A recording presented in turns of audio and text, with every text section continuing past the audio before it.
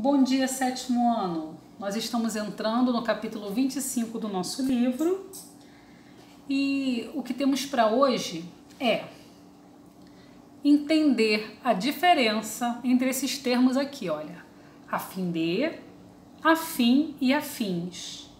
Quando a gente ouve, né, a fim de ou afim, afins, a princípio a gente fica preocupado, achando que não vai conseguir fazer a diferenciação. Mas quando você se aprofunda no assunto, você entende a função de cada um, né? Para que cada um serve, como é utilizado, gente, essas dúvidas caem por terra, fica muito fácil. Então vamos ver aqui nos exemplos. Vamos falar sobre a fim de. A fim de é uma locução prepositiva. Ela pode substituir, ela substitui, na verdade, a preposição para. Vamos olhar aqui esse exemplo.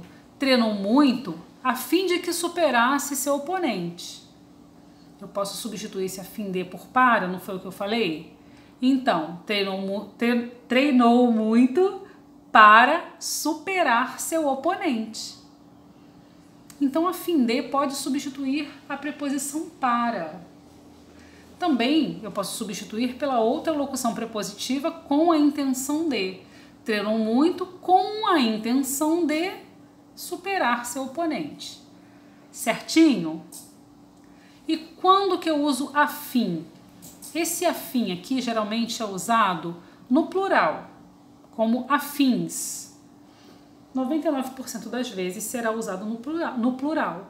Mas às vezes a gente encontra também no que substantivo, gente? No singular. Então vamos lá.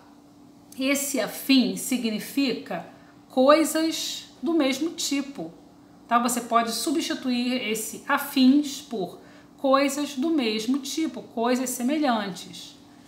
No exemplo aqui, não posso ingerir castanhas, amêndoas e afins. Ou seja, e coisas semelhantes a estas. Tá bom? O que são coisas semelhantes a castanhas e amêndoas? Nozes, amendoins, coco. Acho que coco é semelhante, né? Então essa pessoa aqui, ela não pode comer castanha, amêndoa, nem coisas parecidas. Quando eu puder substituir por coisas parecidas, significa que esse afins é um substantivo, tá bom? E eu tenho também o afins, que é um adjetivo, que significa parecido, semelhante. A onça e a jaguatirica são animais afins, ou seja, animais semelhantes. Quando afins é substantivo, ele é substituído por coisas parecidas. Quando ele é adjetivo, eu substituo por semelhante, tá bom? Ou parecido. Certinho, gente? Acho que não tem dúvida isso, né? Se eu fosse você, pegaria o caderno, escreveria tudo isso, deixaria bem organizadinho, aí você vai memorizar facilmente. Então, o segundo assunto da aula de hoje. Dá uma pausa aqui, respira fundo e vamos prosseguir.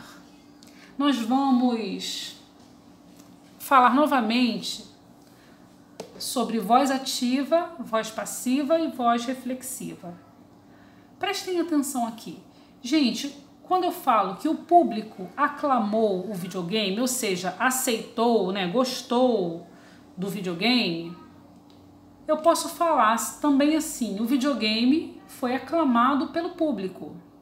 Não é verdade? Se eu falar assim, mamãe cortou a batata, não significa que a batata foi cortada por mamãe? Então, quando eu digo o público aclamou o videogame, significa que o videogame foi aclamado pelo público. Isso nada mais é, gente, do que uma oração na voz ativa e uma oração na voz passiva. Vamos ver como é que essa mágica acontece? Minha oração na voz passiva, ela tem essa estrutura aqui.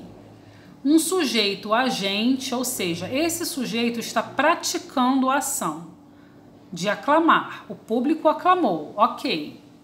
E eu tenho um objeto direto. Aclamou o quê? O videogame. Certinho?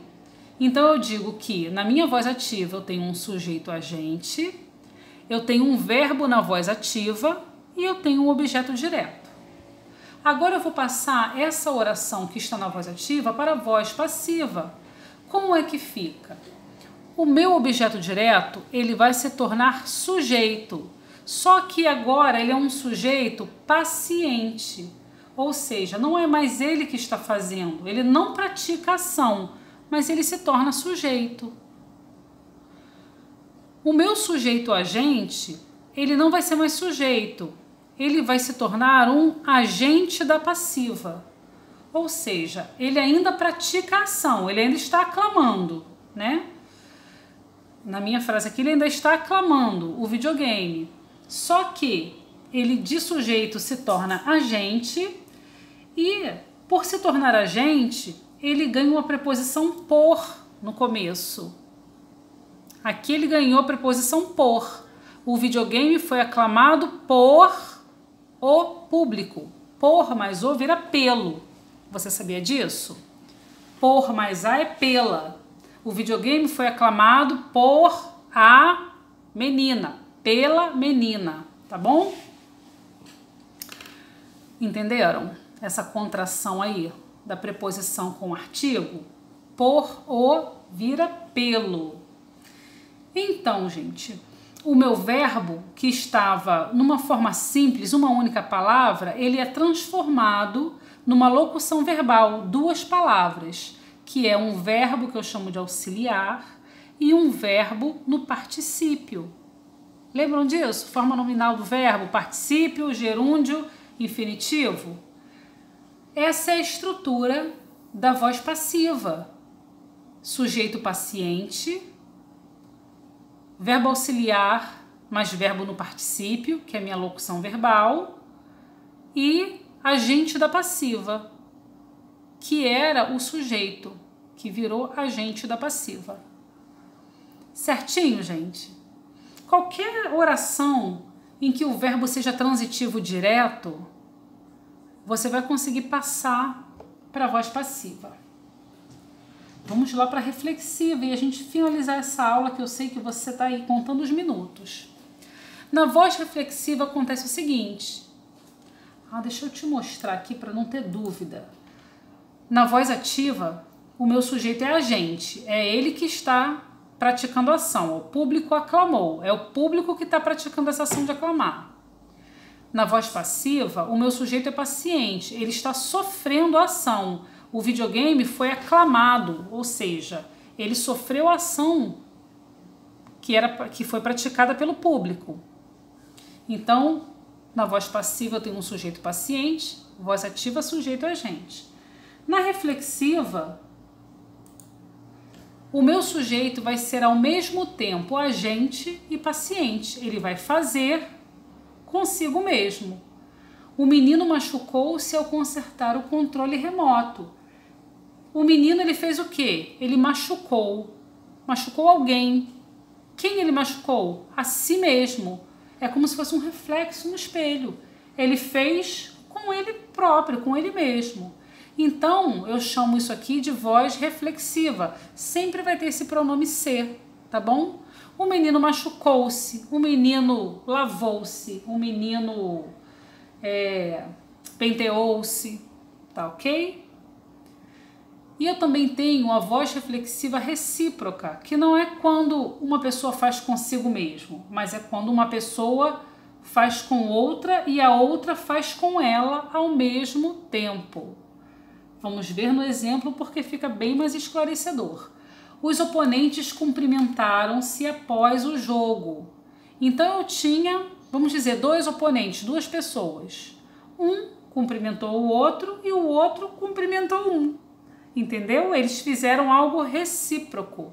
Então, eu também tenho uma voz reflexiva recíproca, quando duas pessoas ou mais fazem entre si.